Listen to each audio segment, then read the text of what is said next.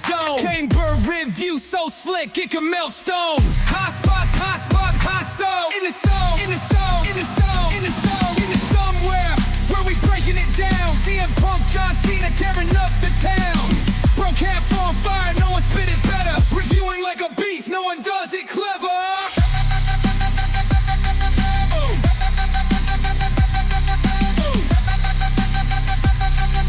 Reviewing like a beast, no one does it clever.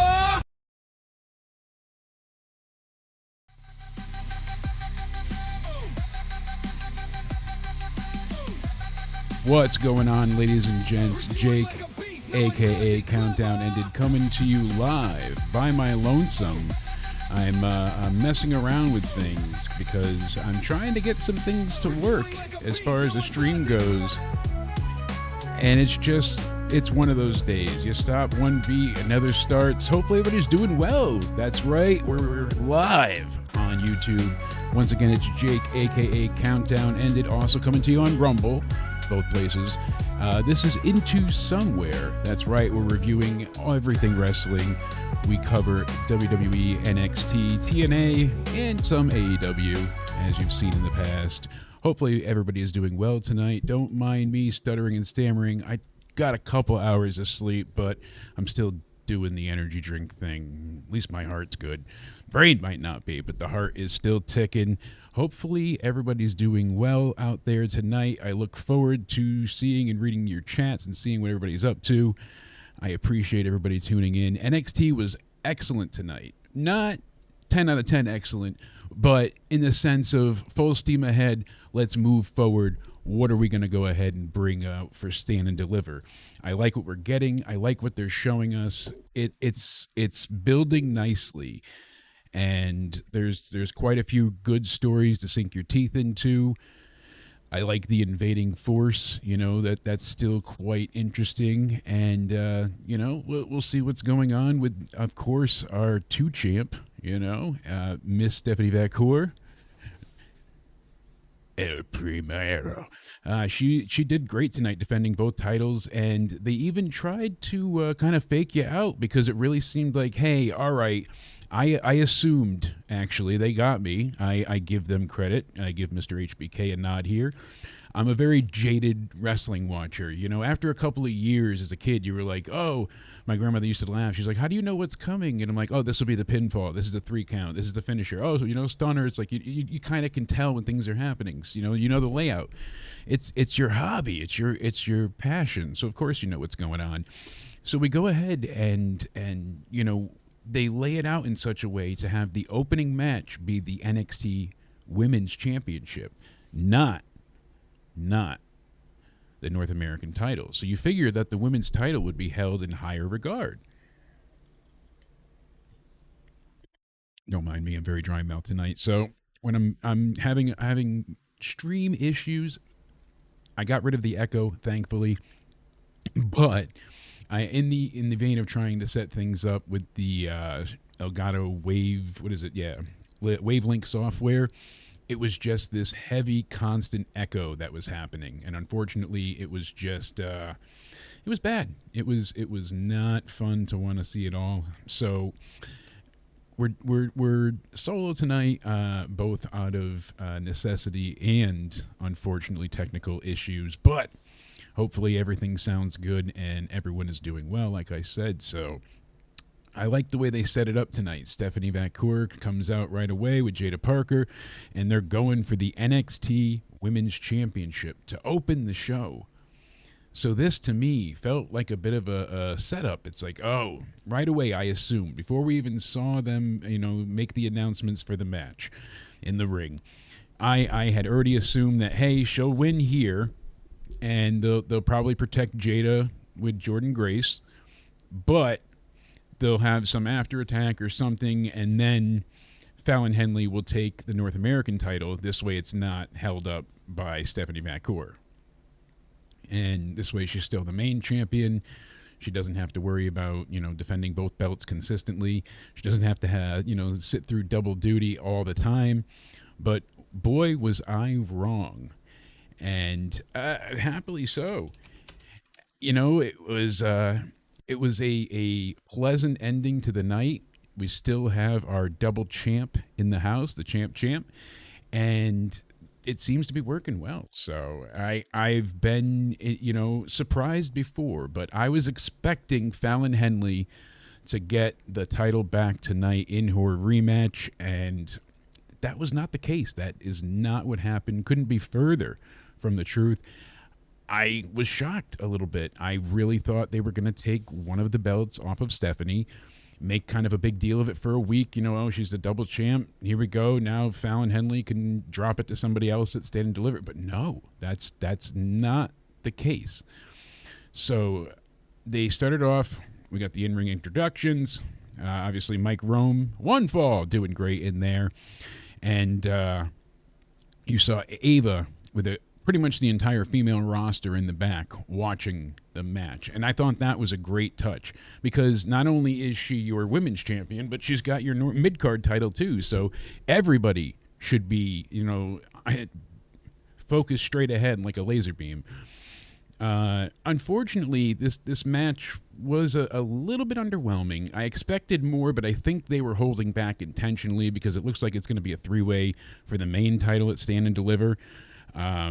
They had a bit of a clunky spot kind of coming out of the commercial break where it looked like they were trying to have Vaquer go ahead and break out and land on her feet, but she tripped and basically they went ahead and out of that Jada went for her finisher and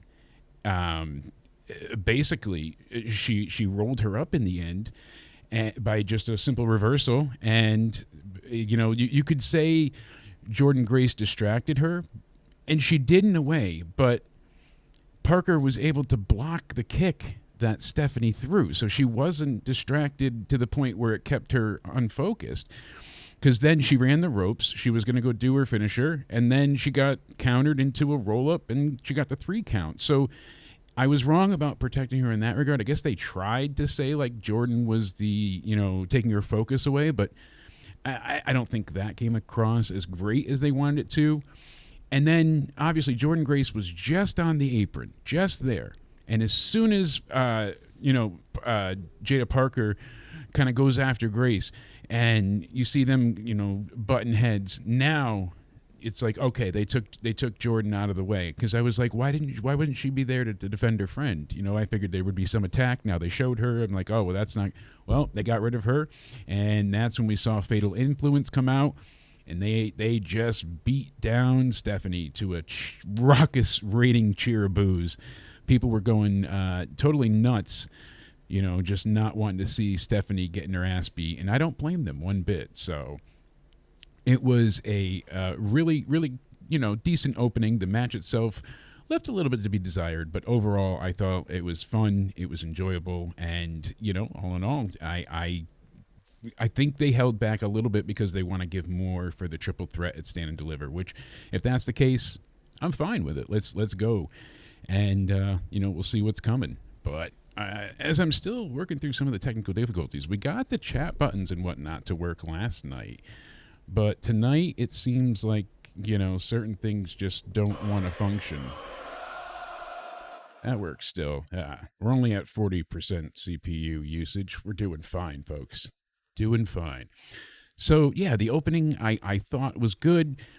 It wasn't, it wasn't a slog, as I often say, but it wasn't, a bother in any ways either. I think they just held back a bit intentionally because we're going to get more for the triple threat. So hopefully that's the case. I'm judging it on its merit. It seems like that might have been, kind of their idea, but for what they gave us, can't always go by what they'll give us in the future.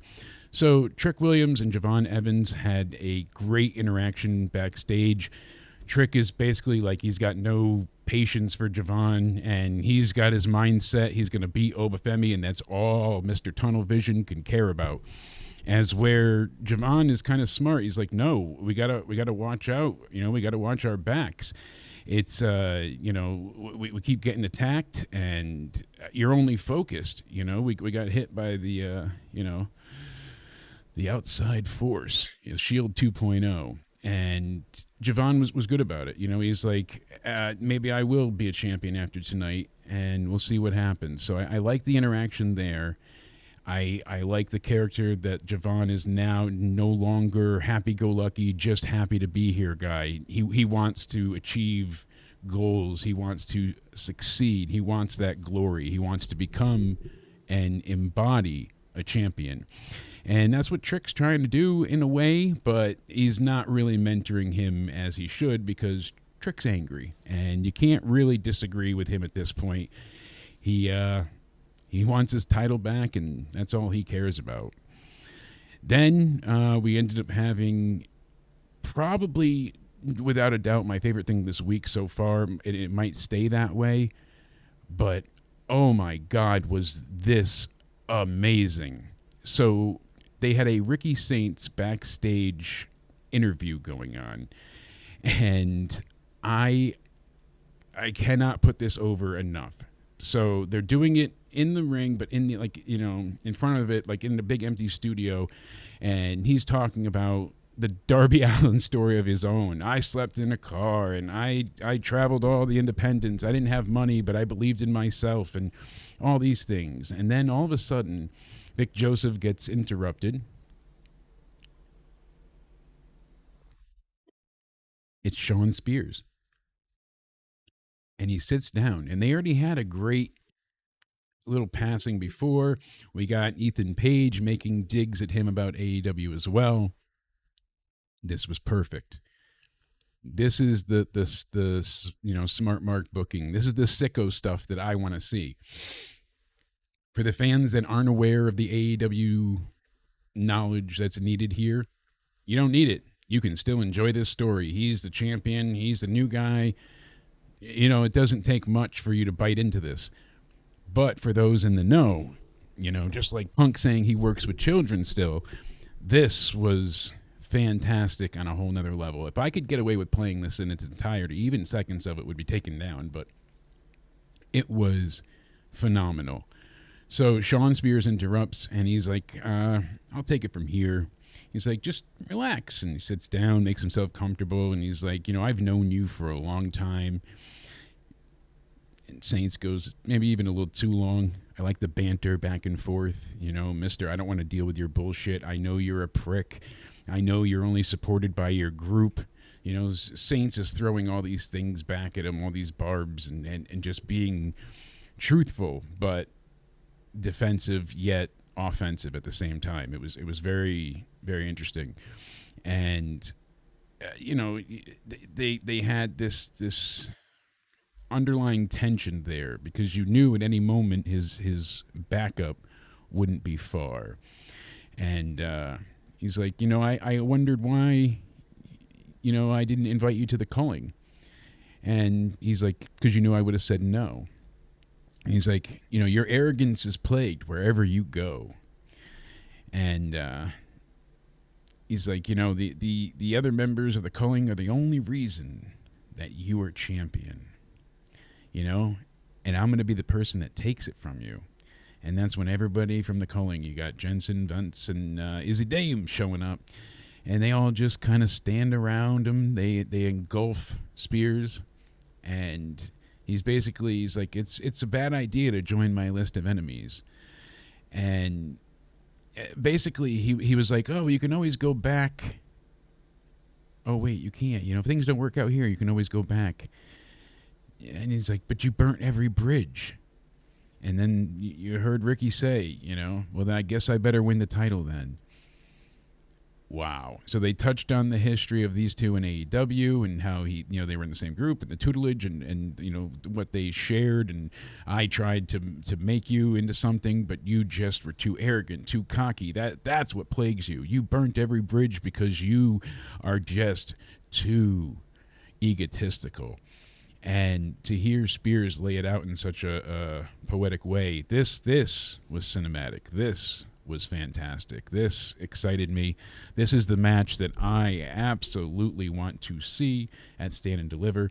It makes even more sense why they took the title away from Tony D, because Spears more than likely is just going to be a simple transitional champion that I am fine with in every way.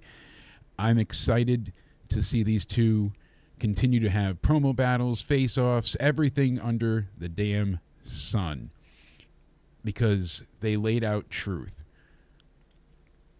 Ricky Saints burnt every bridge from Independence to NWA. He left there in a blaze of glory, running into AEW.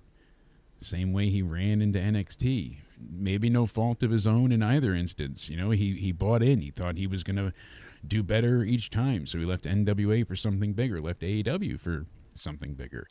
And now we're seeing the development of Saints, not Starks. And it's a really cool thing to be a fan of.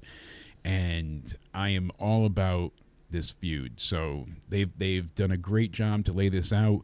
And you can get many, many matches out of this, you know, having to go through everybody else to see Ricky and Brooks, Ricky and Nico Vance. Maybe he can even, you know, give the Rochambeau to Izzy. I don't know if they'll allow that. But Wesley is then at the end scene, and he's trying to talk up Tyson and Tyreek. And he's like, you know, Saint's going to realize he's not the man in NXT. And it all, again, ties into what I love about WWE right now, and it's the layers. It's how everything is connected, how things matter. Things are interwoven in such a way. And I love long-term storytelling. It doesn't always have to be like these drawn-out angles, but in the sense of where they can bring up past instances, they can talk about things that happened before. And, you know, Liz, you took the words out of my mouth. This was the heel I envisioned. And I said this to Spaz earlier, so I'm not just ripping you off in the chat. I genuinely said this was the heel promo I kind of envisioned from John Cena. I thought this was going to be him. I thought Cena was going to say, I was the good guy until I lost the Rumble. That broke my brain. I thought that was going to be his justification. Knowing that I missed out on my opportunity to go to WrestleMania.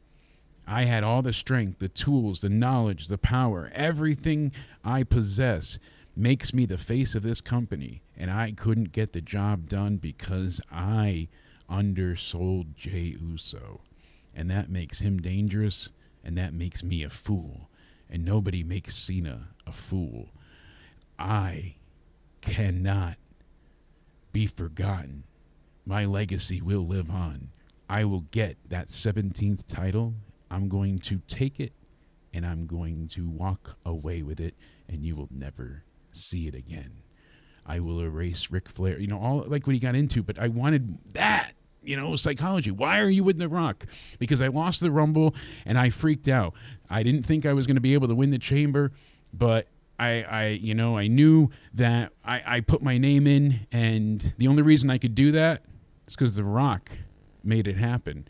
I needed to go film a movie, and there was no way I could be a number one contender, you know, or earn my spot into the Chamber like everybody else did. So I said I'm qualifying just by putting my damn name into the hat, because I'm John Cena, and my history speaks for itself. So, why did he do that? Because that was The Rock's favorite him. You join me, I will get you into the Chamber, and I'll see to it that people get eliminated in certain orders, you know, kind of thing, or released out of their pods, because, you know, they kind of kept John healthy for the most part until Punk, but still, it was, you know, just lacking. That's why I'm a bit upset he hasn't mentioned The Rock. So when we get something this damn entertaining and good on NXT of all things, it's really something to just, wow, applaud. I really enjoyed this. But Byron said, I'm going to make a prediction and go out on a limb and say Malachi Black is WWE next chosen one. Yeah, absolutely. He's going to be a big force in this. The biggest issue AEW had was they focused too much on the spooky in the sense of like, oh, we've got Black and we have other people that we need to introduce and it would work good as a stable. But the fans wanted Malachi Black, the singles wrestler, the champion, the AEW champion. I mean, he came in and, you know, destroyed gun-toting Cody Rhodes' manager and Poor Arn Anderson got kicked in the head. Couldn't even pull out his 9. Glock Anderson. Bang, bang, baby. But no, we couldn't even get that. And he destroyed Cody. And then from there, it was like, you're going to be a trios guy now. Sorry. Black is coming. And I'm excited. Speaking of Black, I don't understand why people are making such an... they're trying to basically say like the overseas crowds are racist because they weren't into Bianca. They were booing her. It's because they don't, I don't think, believe or like the story that she's, in the way it's going down with the whole her and Jade thing and Naomi and, it's just Naomi's fault. So if that's the case, like the act, I don't know. But they liked Io Sky. So I think anybody that wasn't Io, they were just not going to cheer as much. I think it has nothing to do with race, funny enough. Just like people are upset at El Gigante Americano. It was an AI video. It's all in joking fun. None of it is real. So if they're saying Gulf of America, it just go with the joke. Laugh. Be entertained. Don't be outraged. I wish that was no longer a fallacy, but only a way of life. Don't be outraged. So Hank and Tank, they're backstage. They're getting pumped up, fired up, amped up, ready to go. And who do they see? Alex Shelley, Chris Sabin, the Motor City Machine Guns, the one and only. They're like, guess what, guys? You got this. And I was like, damn, that's a badass sign of approval from the Motor City Machine Guns themselves. Turned out, Walker and Ledger did not, in fact, have this, as they lost pretty decisively. But it was an okay match. And in the sense of it was great tag team wrestling, but it was more about the story and Wesley being the distraction. Here's the thing, though. It was very entertaining. And when you see stars paired together, let me pull out of my brain a terrible example, but thinking like top tier, like when they paired Roman Reigns face with The Undertaker. When you get, two top level talents and they put them together and they're like, here, we're going to have you guys tag, versus what for the story scenarios. And what happens? The match is, really the idea of it. Oh, it's so great. You get these two huge singles guys and basically one of the two, whoever's not the legal man, gets to rest and sleep the entire time on the apron. And pretty much the match sucks and is boring until the exact finish, because that's when all of the near falls, finishers, and whatnot excitement happens, and people get into it, obviously, with their favorites. But why is it not great for everything up until then?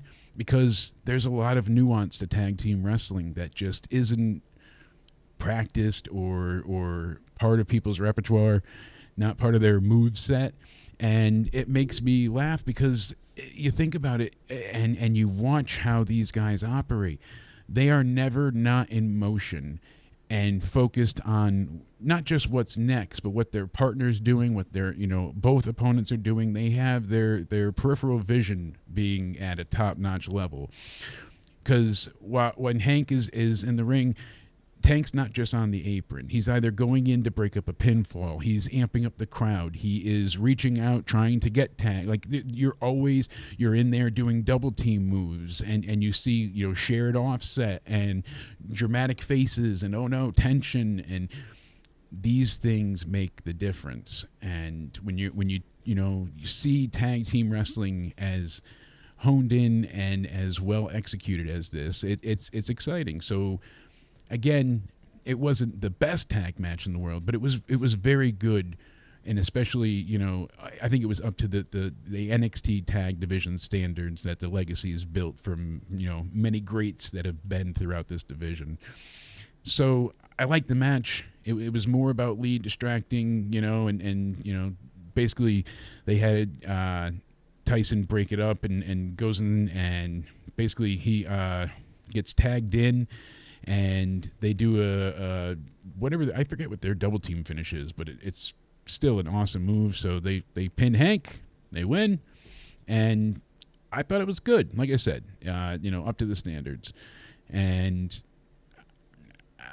I don't think this needed distraction, but I get they were trying to protect Hank and Tank a little bit after they just got a sign off from the Motor City Machine Guns. So good tag match. Like I said, like 7.5. Entertaining though.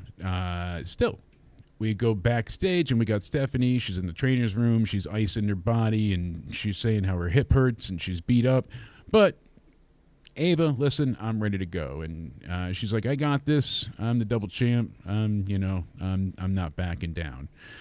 And Ava then, I love when people call her the worst general manager. I don't see that personally, but I love the memes that come out of it. And we go ahead and she says to the trainer, well, can she go? Is she able to? Like, and he's like, I don't know. She could just do as much as she could tolerate. Like, that's your medical opinion. That's your professional doctor's, so many years of college and hundreds of thousands of dollars spent in college degrees and student loans for you to say, maybe about as much as she can endure. I think she can do a little bit.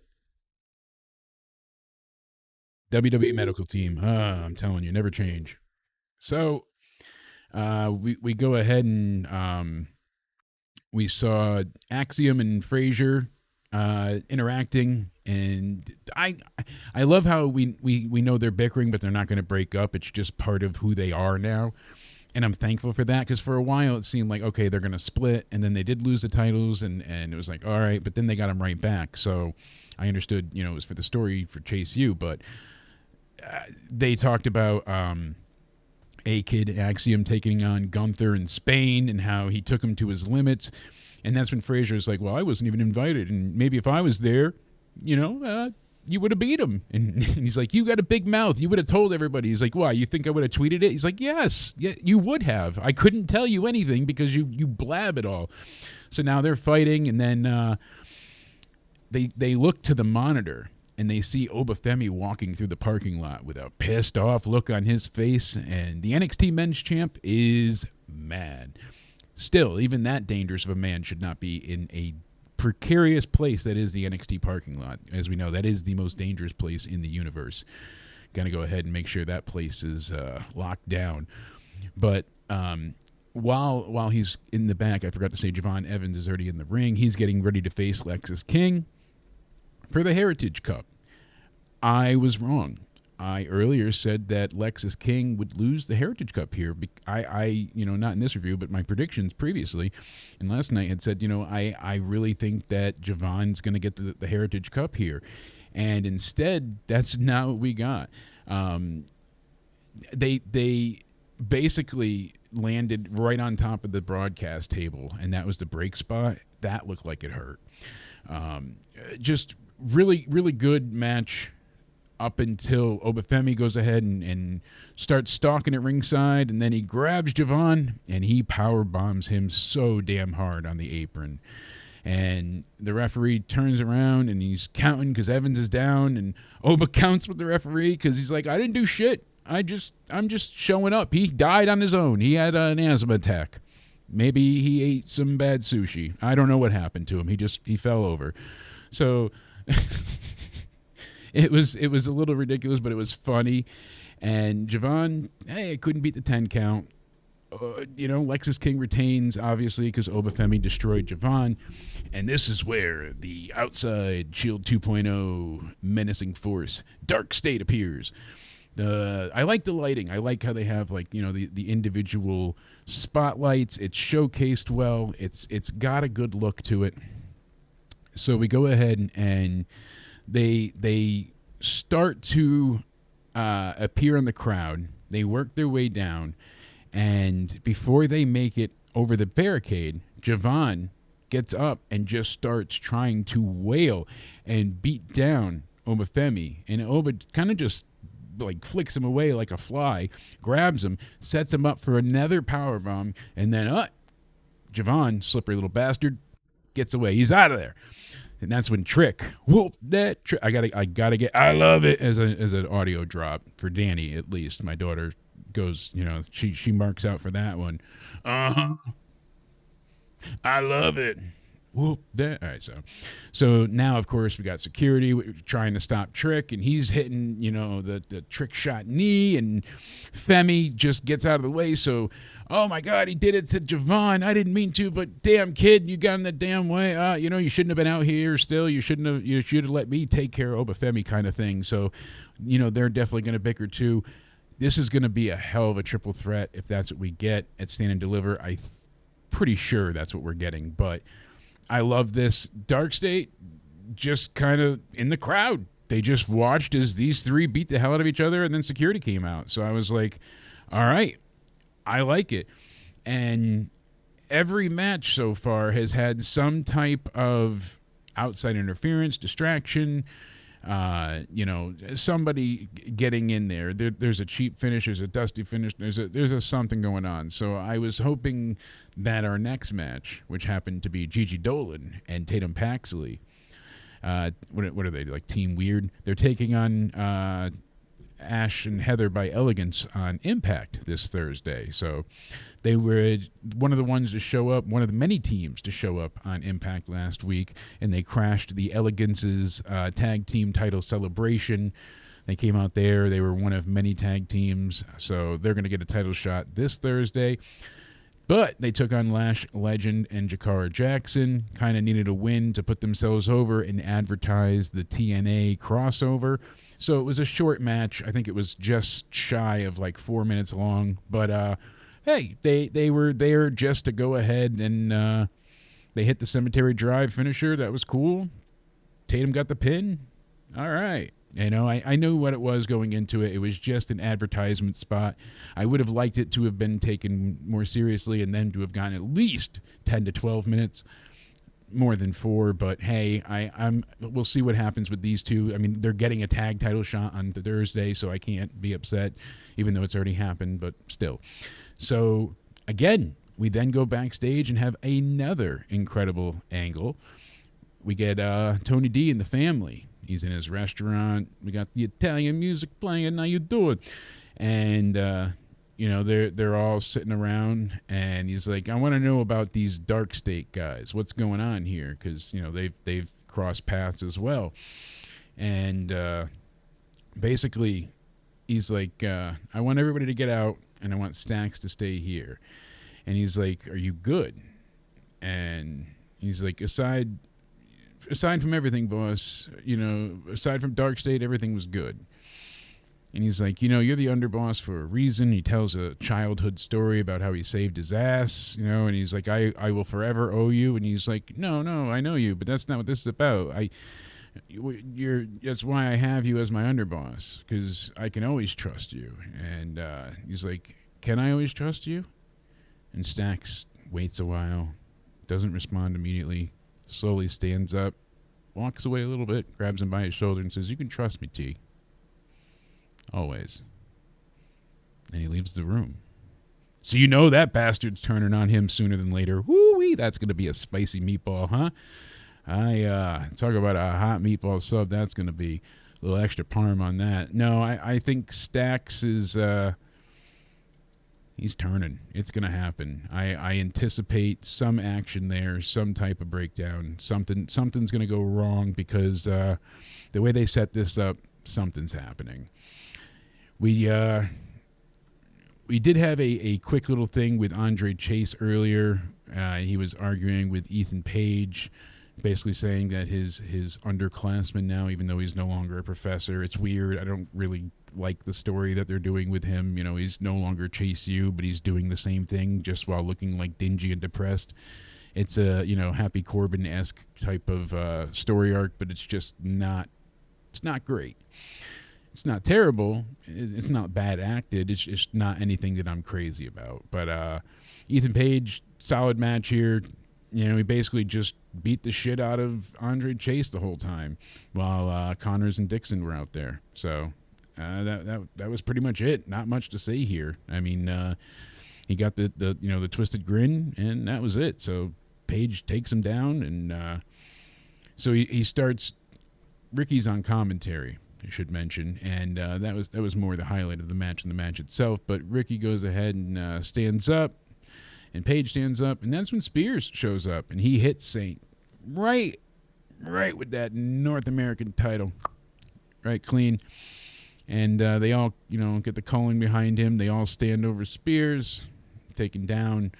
It was a good match. Nothing great. It's just I don't like the Chase You 2.0 not Chase You thing going on. So it's hard to care about that creative and anything going on with Andre. And then throwing just Ethan Page into it because he was insulting Connors and Dixon, like, okay. So him and Saints needed a way to interact. So that might even be a triple threat. God, Ethan Page and Saint taking on, Ricky in a triple threat match. Sign me up for that. I mean, but if we get the one-on-one, even better. I'd like to see Ricky go ahead and take on Saints there. That would be good. We'll go ahead and, basically, there we go. Headset's back on. Got to make sure I got the audio coming through. Ready? Hold on. We'll test it out. Okay, we're good. So we went ahead and they're going with Spears versus Saints next week, and I was kind of surprised, but maybe they're gonna set up something more for Stand and Deliver. That's why I'm thinking it'll be a triple threat. So if they're gonna give him the title shot next week already, I don't know. But if that's not the case, it's probably gonna be a triple threat.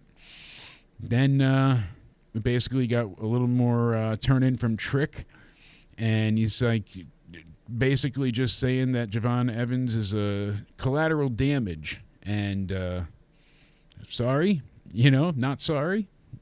I like his attitude here. He's like, he's just a distraction, just like Eddie Thorpe was a distraction, just like everybody else that bombed me before then. He's like, all the family knows where to find me, and he's like, Dark State, it's not my business. So it sure seems like it's your business because every time you're out there, they're coming to kick your ass. But, I mean, maybe he's involved with it in some way, too. Never know. Watch him be the leader of it. God, that would be weird. I think he's still going to the main roster, but never know with NXT. So this is when they said Shawn Spears, Ricky Saints, next week, NXT title. So I was shocked. Again, not Stand Delivered, which makes me think triple threat. But now we got the main event, Stephanie Vaquer taking on Fallon Henley. So this is now, Stephanie not only wrestled once, she was attacked after the match 3-on-1, badly beaten up. Then she has to defend her title on the same night again. Well, her other title, I should say.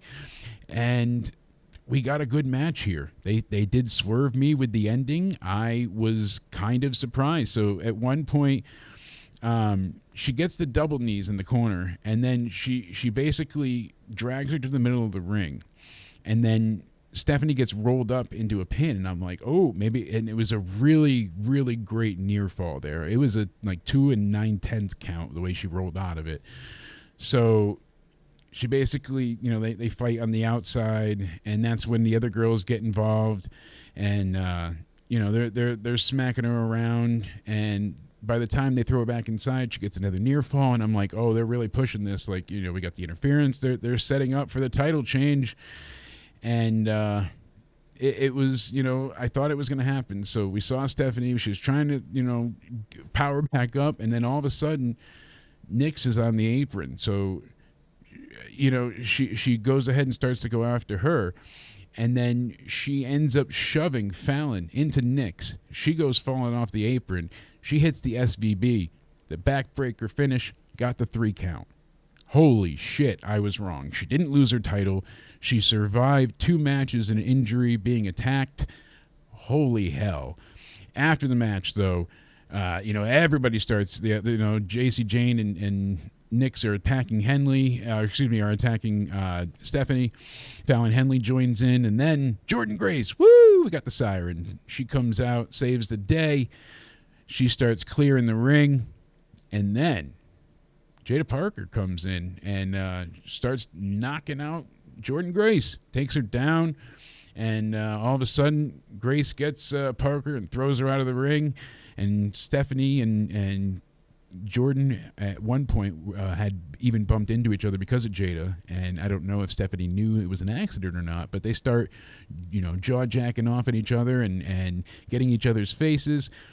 So now they cut backstage, and Ava was still with all the female roster watching, and you have everybody stepping up. Lola Vice, Kalani Jordan, I mean everybody, and they're like, I want a shot, no, I want a shot, and then you see. While everybody's arguing there, you've got Stephanie and Jordan still arguing in the ring, and you've got Jada just sitting on the floor, just like looking up at them two. And I'm like, all right, maybe we'll get the triple threat, but they didn't make her look great. But we don't know who else is going to get a shot. We don't know how Ava is going to manage who else gets to go after either of these titles. I mean, with Stephanie holding both, it certainly makes Stand and Deliver interesting. And this was a great idea to hook people. This was smart with the double title finish. Again, making her retain both titles only makes her stronger and keeps that going. I'm a fan of this. I was not expecting her to retain both titles, and there's a lot of things at play here. Like I said, it's not always great when you have the double champion, because then the belt gets held up, and that's not something you usually want to, keep happening. But in the long scheme of things, it seems like they've got a good plan in place, and we've got some time till Stand and Deliver. We got about a month, so we're gonna have to see what happens.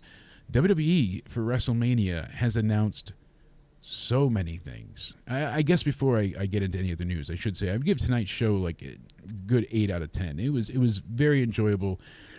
The matches overall, some of them felt a little bit developmental, but none of them were boring or uninteresting. Everything was entertaining, or at least progressing the story enough that it was holding my attention. So I certainly recommend watching this episode, and at least if you're going to watch anything, definitely watch the open and the close for both the Stephanie matches.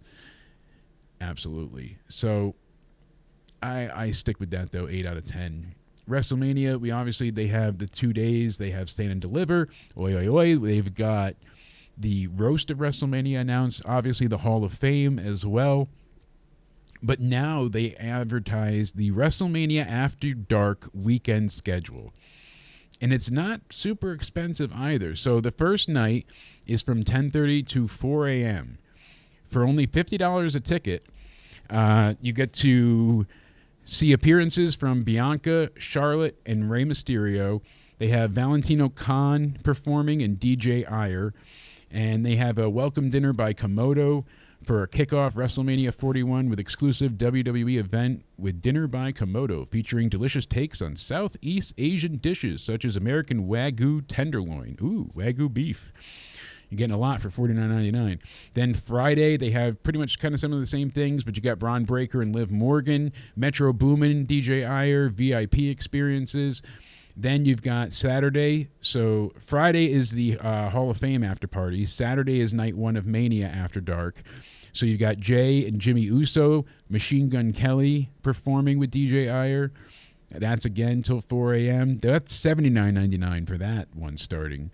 And then WrestleMania Night 2 after the roast is the Gronk Beach party. So they're going to have former WWE 24/7 champion and 4-time Super Bowl champion. I like how the 24/7 champion moniker goes first. Rob Gronkowski, Danny and I met him at that SmackDown. He was very nice. Is bringing his ultimate beach party, Gronk Beach, to WrestleMania. He's going to have the Chainsmokers, Diplo, Flo Rida, Little John, yeah, okay, and Lizzo, Bill Belichick, Travis Kelce, Russell Westbrook, and more. Damian Priest and Tiffany Stratton are the WWE superstars to be at that party. Performances by Flo Rida, Valentino Khan, and DJ Iyer, starting at $79.99. Holy shit. I mean, wherever they go now, they take over the entire city.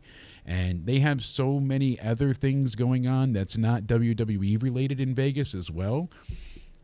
It is truly the wrestling mecca capital of the world when WrestleMania is there. So Vegas is going to be basically having ropes and turnbuckles become its new state lines, because holy hell, that is quite the events they have planned for that. They got Slick Loose Gunt to contract. Oh, some comparing to a young Rock. Oh, that'd be interesting to see what they do with him if he goes to NXT or what happens. So they're doing big things with WWE ID. I've enjoyed the integration they've done with that. They're going to have the tournament to go ahead and see who wins the new Evolve titles on WrestleMania weekend as well. Last week's Raw, so that was John Cena's first promo that he did. The March 17th edition had 3.1 million global views, and this is up from 3.0 the week before the March 10th episode, and it finished fourth on Netflix, so still doing well, better than they were on USA. And that's also counting households and hours. It's weird, but still, yeah. Then today we got some pretty crazy news. I mean, we heard that Gail Kim was fired from TNA with a bunch of others, and that Hunter Johnston, former known as Delirious, longtime booker for Ring of Honor, prior to it being sold to Tony Khan, is the new head creative of TNA. They fired, like I said, a bunch of backstage personnel. TNA president Carlos Silva issued an email to Anthem staff announcing the departures of Gail Kim, Ariel Scherner, who else? Rob Kligman, and who else we got? Romy Glazer, and a few others who had been doing consulting work for the company was listed as moving on. So a bunch of people going out there. Interesting, though. So, I mean, Delirious did a good job with Ring of Honor. Him and Cornette had a good thing going for a long time, and I'd be interested to see what he brings to the table. Losing Gail Kim is a huge loss because she's made the Knockouts what it is.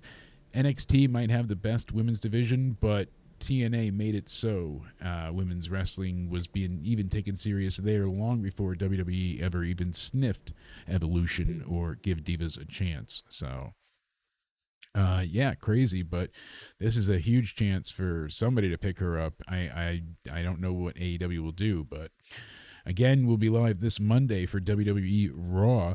They'll be live early in the afternoon. It's going live from the O2 Arena in Europe, and they'll be in England, London, England, actually, excuse me. So they will be streaming at 3 p.m. Eastern for the London show on Netflix. We've got Io Sky versus Rhea Ripley, the rematch for the Women's World Championship.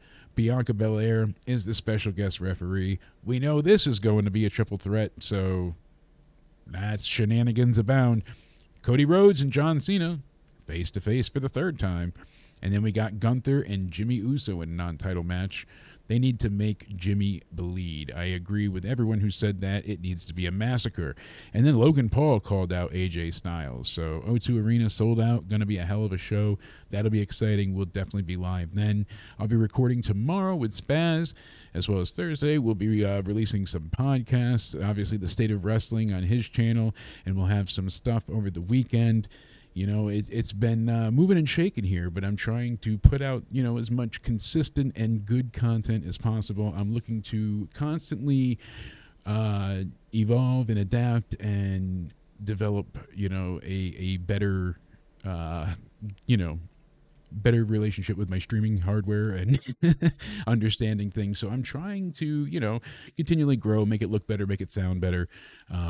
Like I said, I got the wavelength stuff attempting to be set up, but my God, was that annoying. It was just echoing constantly, and eventually I'll figure it out. But the way the sources are put in, because it's going through the Stream Deck Plus as a, it's like its own source, but the mixer's being used to obviously work for the XLR and the other inputs, so it sees that as two sources.